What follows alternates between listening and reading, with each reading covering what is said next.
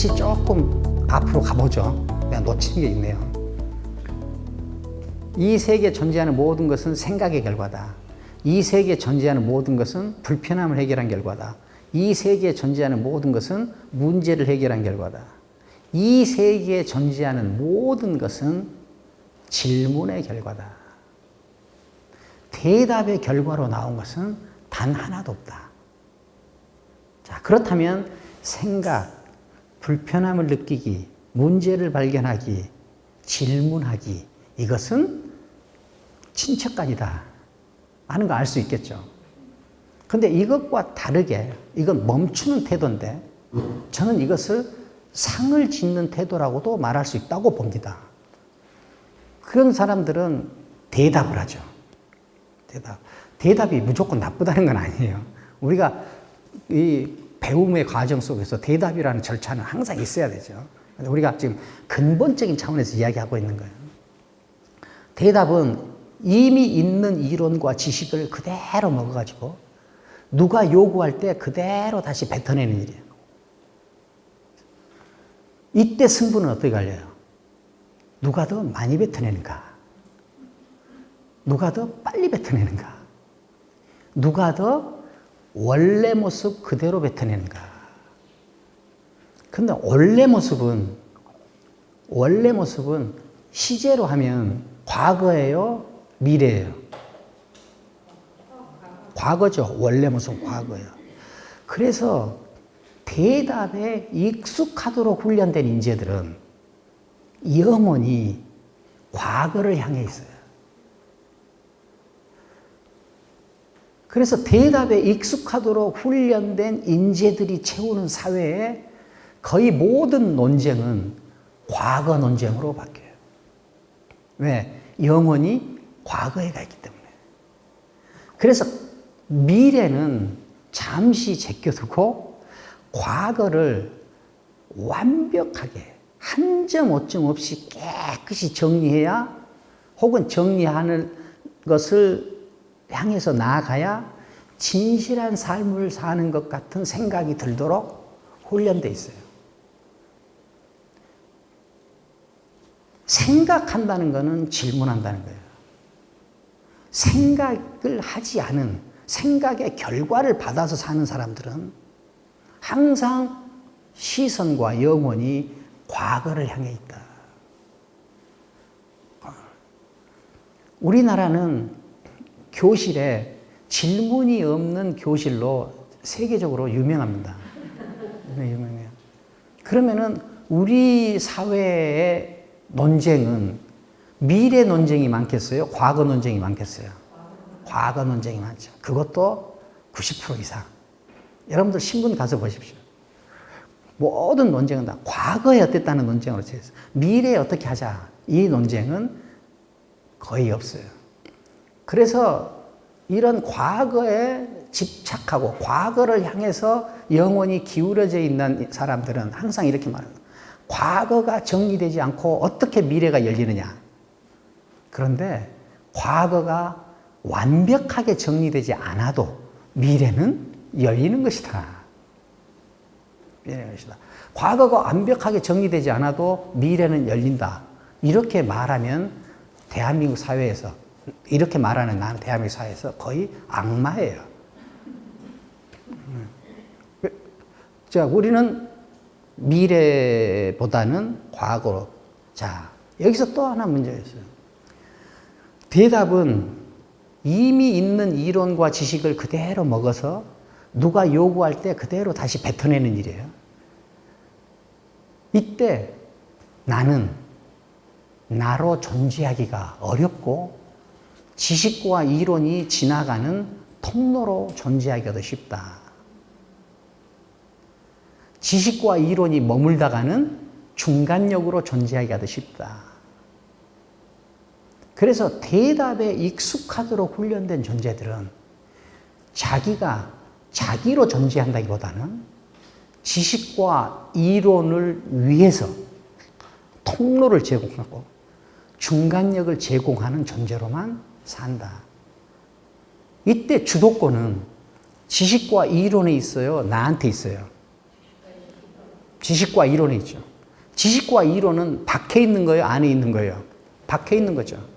그러니까 대답에 익숙하도록 훈련된 인재들은 무의식적으로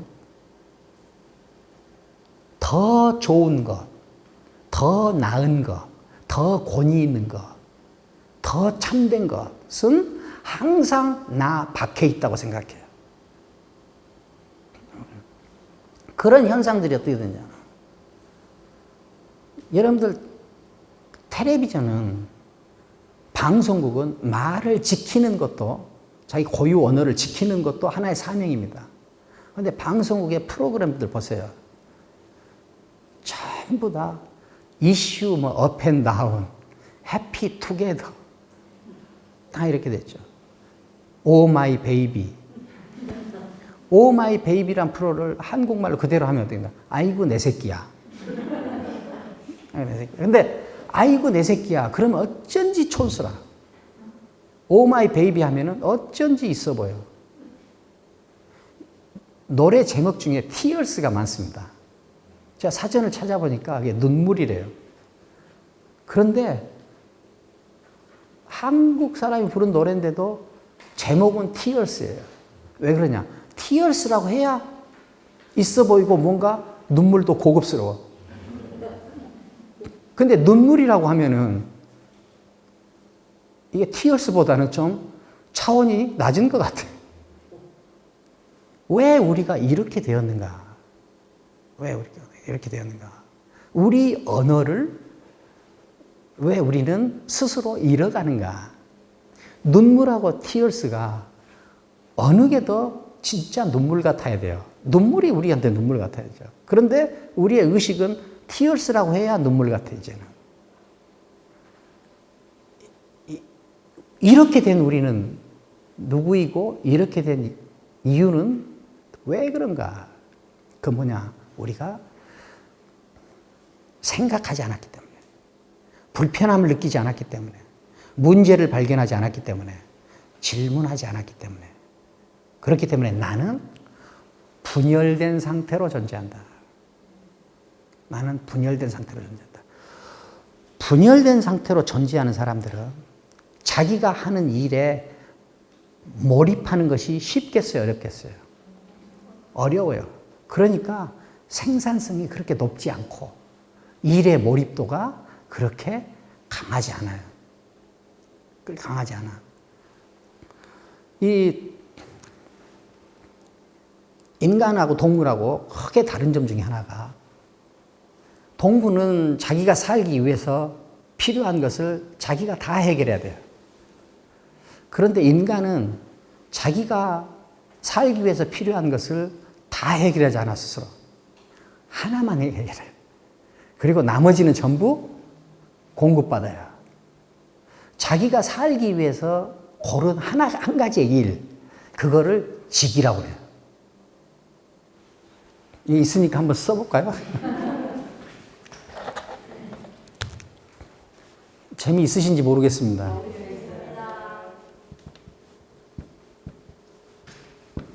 직이라고 그래요. 이래서 인간은 한 가지 일을, 자기가 선택한 한 가지 일을 통해서 자기를 완성해. 완성해. 완성한다는 의미를 어비게라. 그래서 인간은 직업을 가져. 직업을 가져. 그래서, 그런데 분열된 인간은 너무 쉽게 직과 업이 분리가 돼요. 그래서 결국 뭐냐?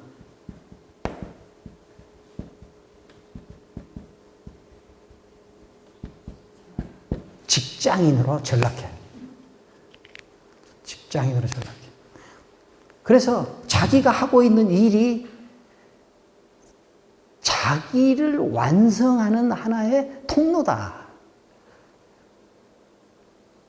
자기가 일하기 위해서 서 있는 이곳이 나의 도량이다.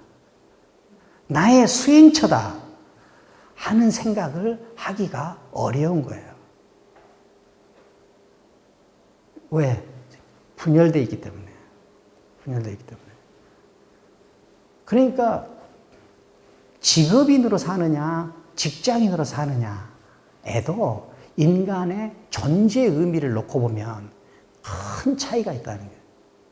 직업인은 자기가 하는 일을 자기 완성의 통로로 생각해. 그 일을 하는 그 공간을 어디서든지 그것을 자기 도량으로 생각해.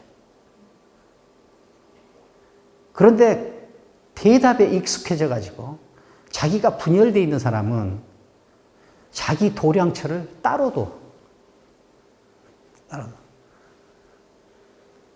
혹시 직장에 다니신 분들은 자기가 월요일과 금요일 사이에 자기가 진짜 자기가 있어요. 토요일과 일요일에 진짜 자기가 있어요.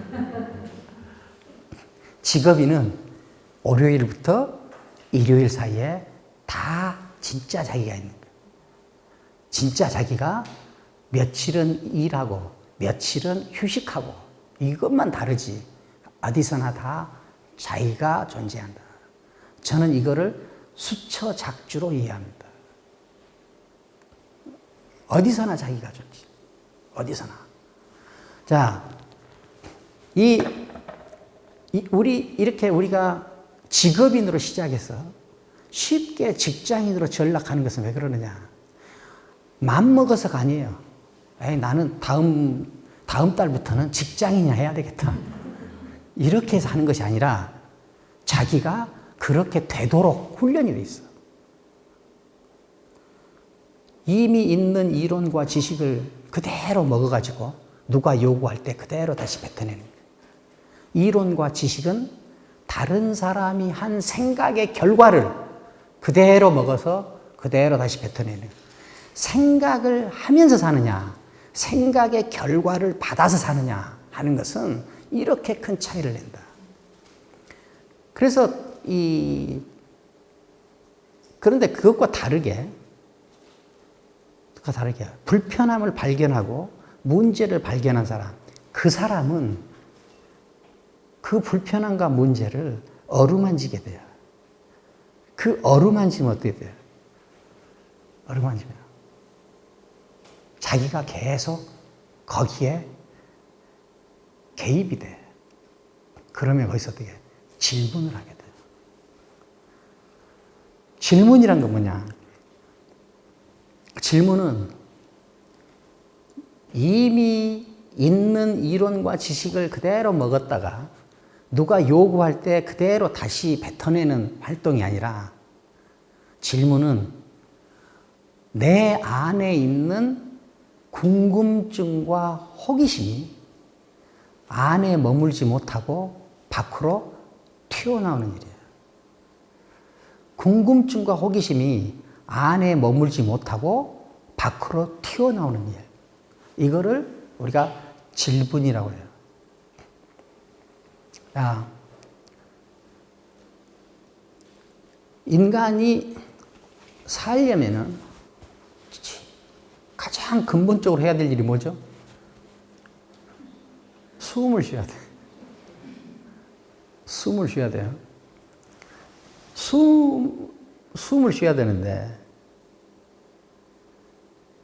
그러면은 여기 있는 공기하고 내 안에 있는 숨하고 화학적 구성 요소가 같겠어요? 다르겠어요?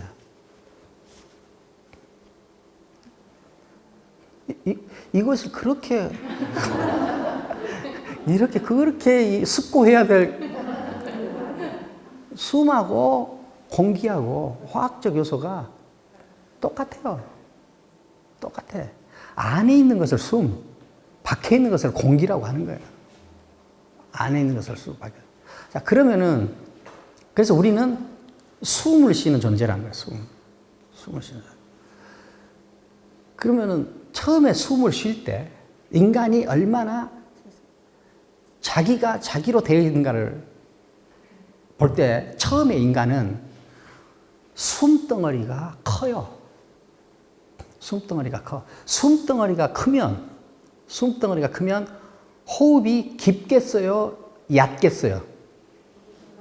숨덩어리가 크면 호흡이 깊죠. 그런데 그러니까 애들 보세요. 애들 나서 눕혀놓으면은 호흡이 굉장히 깊어요, 애들은. 그래서 애들 아랫배가 볼록볼록 하잖아요. 그거 뭐냐, 숨덩어리가 커. 그래서 저 밑에까지 내려가요. 그런데 사람이 이제 태어나자마자 뭘 시작해요? 태어나자마자 사람은 죽기 시작해. 죽기 시작해. 죽기 시작하면 어떻게 돼요? 이 숨덩어리가 작아져. 숨덩어리가 작아지면은 호흡이 깊어져요, 얕아져요? 얕아지죠. 호흡이 얕아지면, 숨덩어리가 작아져서 얕아지면 호흡이 가빠져요, 느긋해져요? 가빠져요. 가빠져. 그러니까 나이가 들수록 이렇게 더 많이 죽음에 가까울수록 숨이 가빠져. 그래서 나중에는 숨덩어리가 요만해. 그래가지고 여기서 하다가 마지막 한 덩어리가 밖으로 툭 떨어지고 못 들어가. 그때를 우리가 숨이 끊어졌다, 이렇게 표현한 거예요. 숨덩어리가 크던, 자기 신체에서 차지하는 비율이 크던 숨덩어리가 점점 작아져. 작아져. 여러분들 숨을 깊게 쉬는 훈련을 많이 하세요. 여러분들 생각을 안 하면 되게 여기서 왔다 갔다 해요. 이 똑같아요. 인간은 태어나자마자 제일 먼저 하는 일동이 뭐냐? 세계를 궁금해하는 일이에요. 세계를 궁금해하는 일. 이 궁금해하는 이것이 우리는 궁금증 혹은 호기심 이렇게, 그것은 한 인간의 숨덩어리와 같아요. 한 인간의 숨덩어리 같아요. 늙어간다는 건 뭐냐? 숨덩어리가 작아지는 과정이다. 똑같아요. 늙어간다는 것은 호기심이 줄어들어가는 과정. 호기심이 줄어들어가는 과정. 호기심이 줄어들면은 다른 사람 말에 주의를 기울이겠어요, 안 기울이겠어요? 안 기울이죠. 제가 그 취미 중에 이걸 말을 엿듣는다고도 할 수 있는데, 다른 사람들은 무슨 얘기를 하면서 하나, 이것이 굉장히 궁금해요, 나는. 궁금해. 그래서 다른 전철 같은데 한 서너 명이 서서 이야기하면은 나는 그 귀가 기울여져. 그걸 뭐 녹음하거나 그렇지는 않지만, 다른 사람들이 어떻게 이야기를 하고 사나, 이게 나는 궁금해요.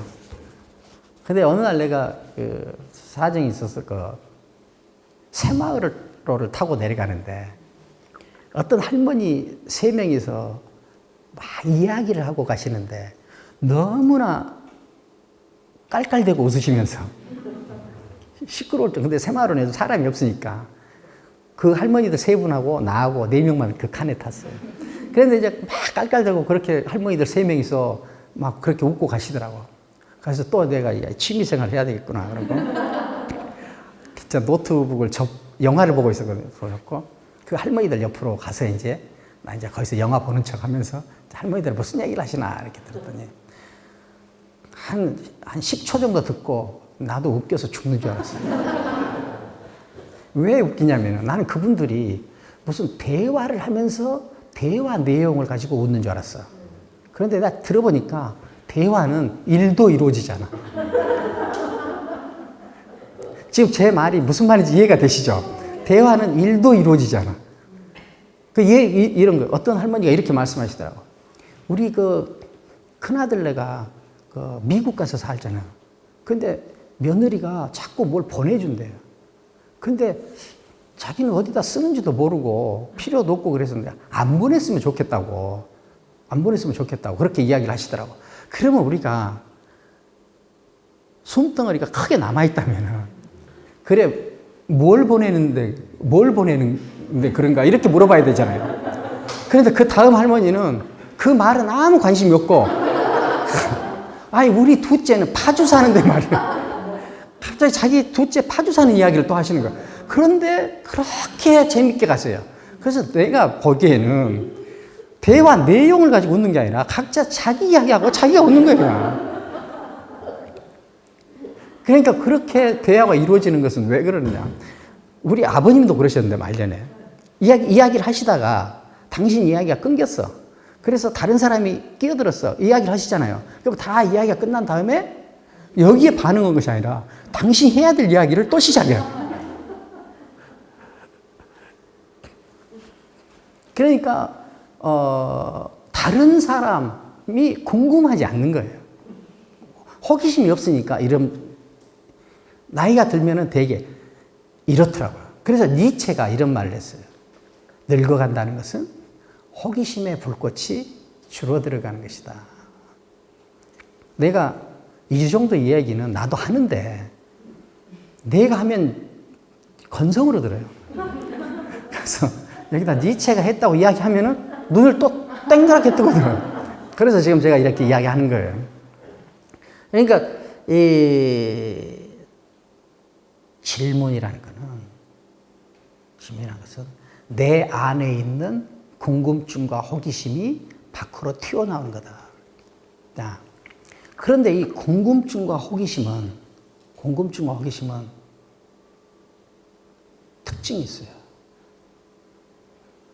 이 남의 궁금증과 호기심은 이 세계 내가 말하기 전에는 누구도 모른다는 거예요.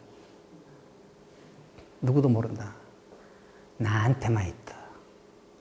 이 지구에 70억 인구가 살지만 궁금증과 호기심은 딱 하나예요. 딱 하나. 이게 딱 하나예요. 그러면은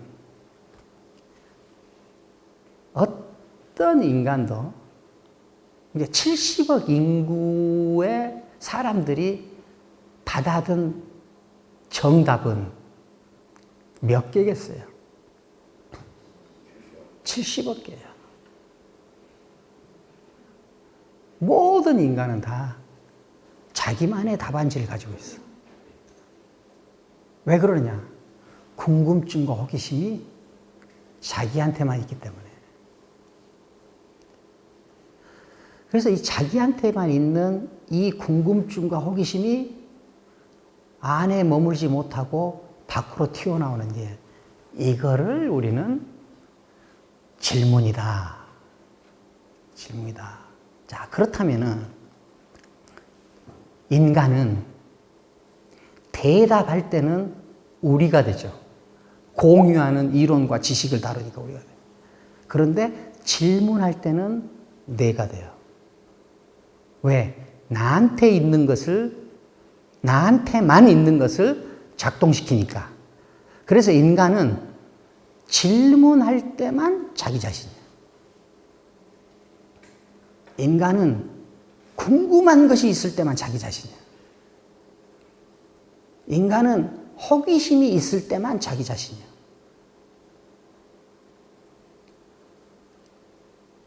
이때 이 인간을 나는 독립적 주체 이렇게 불러요. 자, 그러면은 다시 좀 뒤로 가보죠. 문명은 생각의 결과다. 불편함을 해결한 결과다. 문제를 해결한 결과다. 질문의 결과다. 그 밑에 한 줄 더 쓸 수 있어요. 독립적 주체가 해놓은 결과다. 그래서 이 세계 문명의 주인은 누구예요? 나. 그런데 나는 그냥 나가 아니라 나 스스로에 의해서 어루만져진 나. 각성된 나.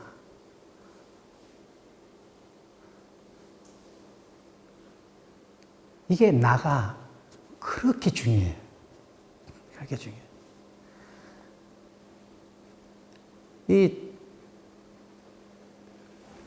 그래서 제가 여러 경전들을 읽어보고 여러 철학책들을 읽어보고 근데 여러라고 말은 하지만 굉장히 적은 양입니다. 적은 양 이렇게 읽어보고 그런 경전들이나 수준 높은 철학책들이 문자로 쓰지지 않았지만 공통적으로 묻는 마지막 질문이 있더라고. 그 공통적으로 마지막 질문, 그게 뭐냐? 너는 누구냐? 너는 누구냐? 이것이 최종적인 질문이더라. 이 너는 누구냐? 이것을 다르게 붙이면은 네가 너냐? 네가 너냐? 너는 무엇을 원하느냐? 너는 다른 사람이 원하는 것을 따라서 원하느냐? 아니면은 네가 원하는 것이 너한테만 있는 것으로 네가 원하느냐?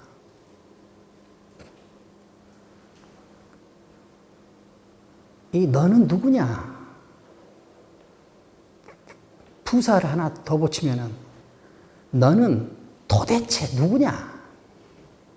너는 도대체 누구냐?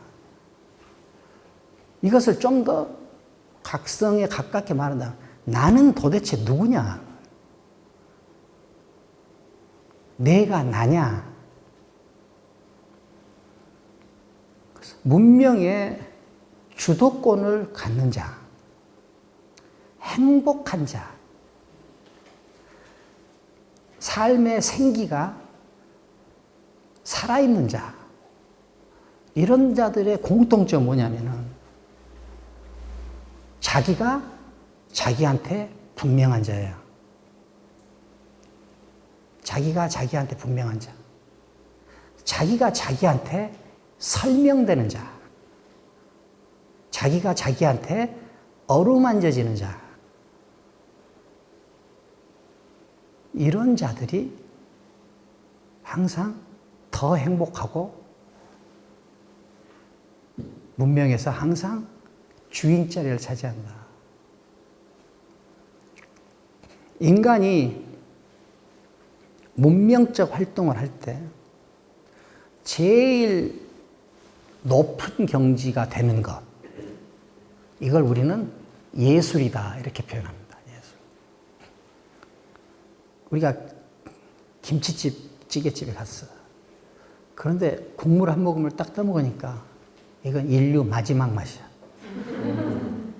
이 이상은 없어. 그러면 이 김치찌개에 대해 뭐라고 그래요? 이 김치찌개 맛있다. 이 정도는 안 되잖아요. 이 김치찌개 예술이다. 예술이다. 그럼 이런 맛이 다른 집에 있으면 돼요? 안 돼요? 그러면 아니죠. 이 집만 있어. 그러니까 인간이 하는 문명적 활동이 최고조에 이르렀을 때 그걸 우리는 예술이라고 그래요.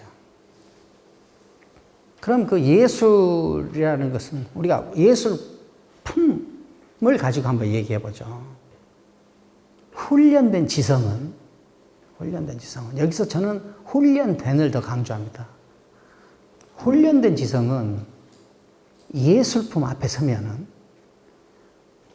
고르게 뛰던 맥박과 고르게 흐르던 호흡이 무너져요. 불균형에 빠져. 단 훈련된 지성일 때, 훈련되지 않은 지성은 이발소에 걸리는 호랑이 그림하고 반고도 구분이 안 돼요. 둘 중에 하나 골라 가져라 그러면은 호랑이 그림 가져가. 네. 그러니까 이 지성은 항상 훈련돼야 돼요. 언제까지? 죽을 때까지. 그렇게 훈련되지 않은 지성은 예술품도 구분해내지 못해. 예술품도 구분해내지. 그러니까 지성을 훈련시키는데 이를 멈추거나 게으름을 피운다 하는 것은 그냥 한 가지 게으름이 아니에요. 그는 인간으로서 격을 크게 떨어뜨리는 거예요. 그래서 훈련된 지성이라면 예술품 앞에 서면은 무너져요. 호흡도 달라지고 맥박도 달라져. 예술품이 가지고 있는 압도적인 힘에 의해서 감상자는 불균형에 빠진다. 무너진다. 이 불균형에 빠지고 무너진 이 불편한 상태를 우리는 감동을 받았다. 이렇게 표현하는 거예요. 감동을 받았다. 그럼 무엇에 의해서 그 불편함 속으로 무너져요? 예술품이 가지고 있는 압도적인 힘 때문에.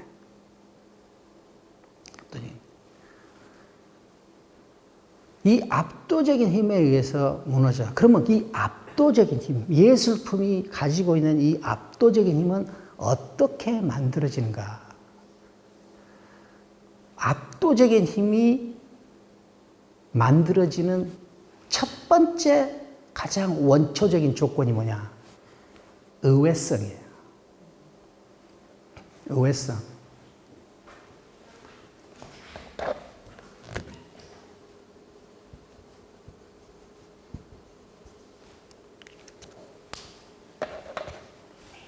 의외성이에요. 의외적이지 않은 것은 예술적이지 않아. 스마트폰이 예술적인 것은 의외적이에요. 의외적이지 않은 건 예술적이지 않아요. 그러니까 어떤 작품을 봤을 때 감탄사가 와, 이렇게 나오면은 예술품이 아닐 수도 있어.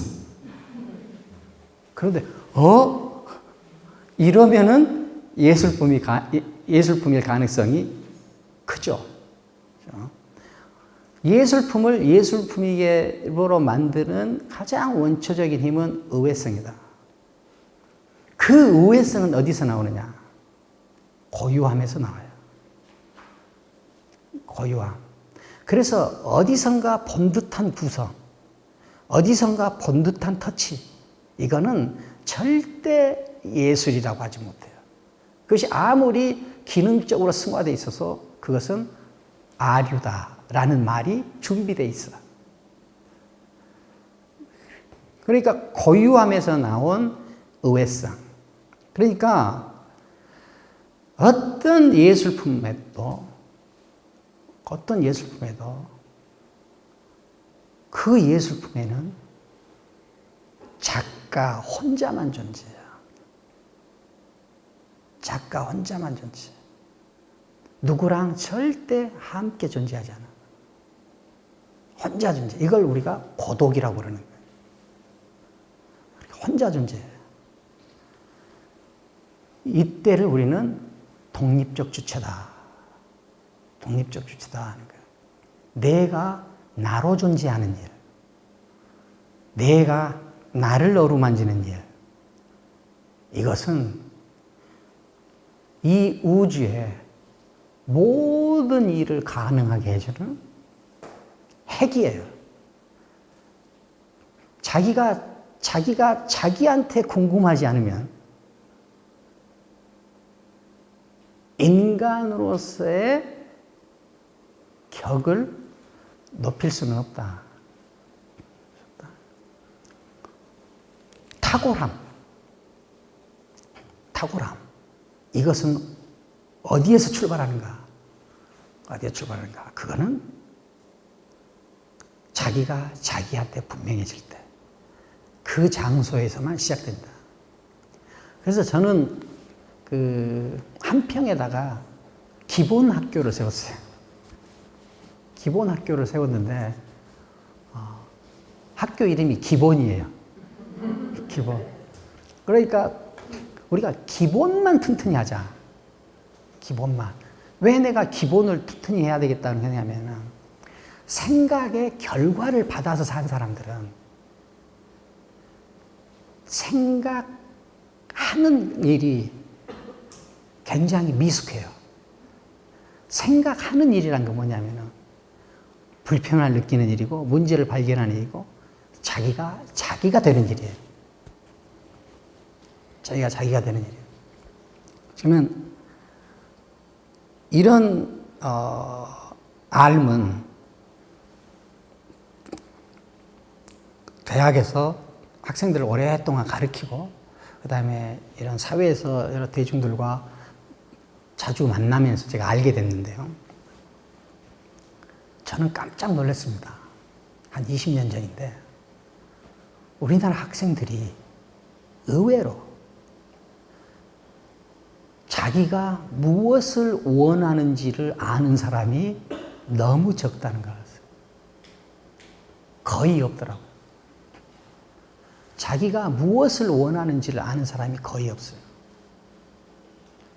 거기다가 더 놀라운 일은 자기가 무엇을 원하는지를 궁금해하는 일조차 하지 않더라. 그러니까 자기가 생각하는 것보다는 다른 사람이 생각해 주기를 원해요. 이것이 지금 우리 문명이 종속성을 벗어나지 못하는 가장 근본적인 이유라고 저는 본 겁니다.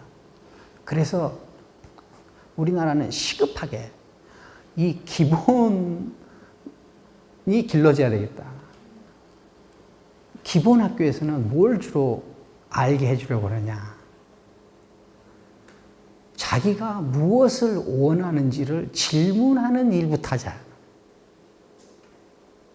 해요. 나는 무엇을 원하는가?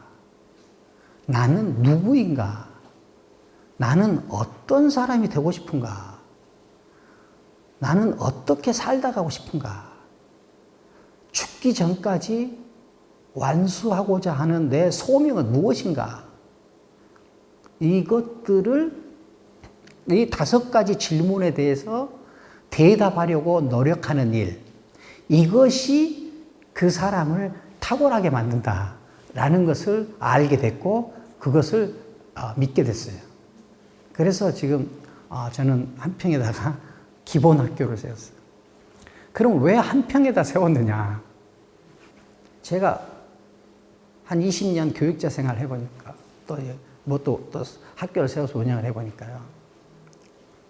주위에 그러니까 예를 들어서 저녁 6시부터 수업이다. 그러면은 오후 5시까지 다른 일에 바빠. 그리고 뭐 9시에 끝난다. 그러면 또 저녁에 무슨 모임에 또 늦게라도 참석한다고 또 이렇게 가. 이렇게 하면은 교육 효과가 없더라고요. 그래서 최소한 그날 하루만큼은 그 프로그램 혼자만 있어야 돼. 그 다음에 고독한 시간이 있어야 돼. 그래서 한평까지 올라오면 서울에서 한 오는데 4시간, 가는데 4시간, 8시간은 최소한 혼자만의 고독한 시간을 가져. 저는 기본학교의 가장 큰 교육 내용은 혼자 오고 가는 그 8시간에 있다고 봐요. 고독, 자기가 자기로만 존재할 때. 다른 존재가 없어서 생기는 부정적인 마음, 그 외로움과는 다르죠. 고독. 자기가 자기로 존재한다. 자기가 자기한테 분명한 이 각성, 이 기본이 인간을 탁월하게 만들고 인간의 격을 때로 지킨다. 저는 이제 가끔 이런 질문을 받아요. 어떻게 해서 이런 생각을 하게 됐느냐? 그걸 모르죠, 저도. 모르죠. 그런데 저는 이제 어떤 경우는 대답을 안 하면 좀 재수 없는 사람이 될 수도 있으니까 그냥 이렇게 억지로 내가 만들어서 대답을 하는데, 저는 제가 다른 사람들하고 다른 점 하나를 꼽는다면은 아주 어린 시절에 인간이 사는 삶이 굉장히 짧다. 하는 것을 알았어요. 그래서 금방 죽는다는 걸 알았어요. 그래서 고등학교 1학년 때부터 저는 죽음의 공포에 쌓여서 거의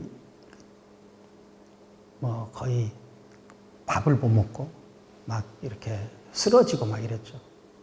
40대 초반까지만 해도 저는 자기 전에는 항상 이렇게 한 10분 정도 잠 들라말라 할 때 이 죽음의 공포에 쫙 빠져요. 그러면 체온이 좀 떨어지고 식은땀이 쫙 나. 그러면 이제 다시 일어나서 옷을 갈아입고 다시 자는 거. 이걸 저는 한 4, 50년을 한 것 같아요. 근데 저는 이 의식이 나한테는 나를 향해 걷는 어떤 송곳 같은 거였다라고 저는 그렇게 생각을 해요. 이 장자라는 이렇게 두꺼운 책이 있죠. 장자는 책이 있는데 장자는 어떻게 이렇게 두꺼운 책을 썼을까? 어떻게 이 많은 이야기를 할 수 있었을까? 하는 것을 생각해 봤는데 그렇게 책을 뒤적이고 보다가 이것 때문이구나 하는 것을 알게 됐어요. 물론 이거는 내 판단이죠. 장자 지부규편에 이런 말이 있어요. 인생 천지지간 한 사람이 하늘과 땅 사이에서 한평생 사는 일은 약은 뭐뭐 같다 이 말이야. 백구지 과극이야. 시골에서 살았는데 시골에 이제 흙집이죠. 우리 부엌에서 우리 어머니가 부엌에 가서 뭐 좀 이렇게 불 좀 떼고 있으라고 하면은 불 떼고 있으면은 서쪽이었는데 흙집은 이렇게 금이 가잖아요. 그러면 거기서 석양빛이 강합니다. 거기서 흙에 갈라진 틈을 뚫고 이 햇빛이 들어와요. 한 책받침 두께 정도 되죠. 그러면 어린 나이에 봐도 저기에 꼭 볼을 베일 것 같아. 그래서 내가 용기를 내서 볼을 거기다 대보기도 하고 빼보기도 하고 대보기도 하고 빼보기도 하고 이랬단 말이에요.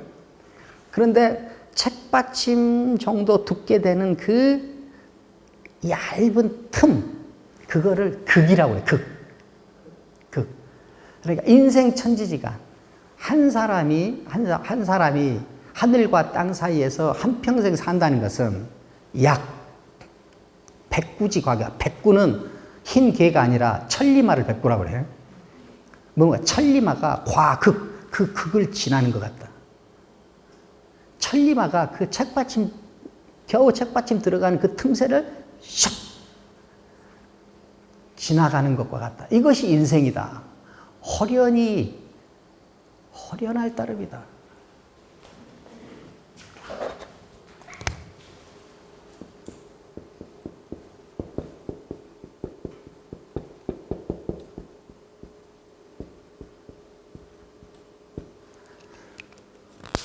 호련히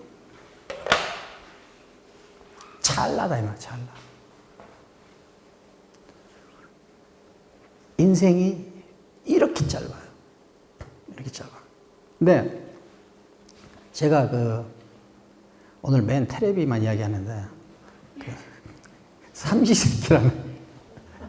삼시세끼라는 프로가 있죠. 남자들 몇 명 나가서 밥해 먹는 거 아니에요. 근데 그게 아무것도 아닌 것 같은데 이렇게 보고 있으면 또 빠져요. 그런데 어느 날 내가 삼시세끼 프로를 보는데 어떤 섬에서 찍더라고요. 섬에서 찍는데 어떤 여성이 게스트로 초대됐어요. 그러니까 또 남자들이 얼마나 또 좋아하겠어요. 이 여성이 초대돼요. 그러니까 막 남자들이 이리 뛰고 저리 뛰고 막 잘해주고 막 그러더라고요. 그래서 이제 밥을 다 먹고 나서 이제 어둠이 좀 내려오고 그러니까 여성이 평상에 누워가지고 이렇게 하늘을 보더라고요. 이렇게 섬이니까 얼마나 하늘이 맑은 하늘에 반짝반짝 비가 돼요. 그러니까 야, 저 별이 저렇게 반짝반짝 하는구나.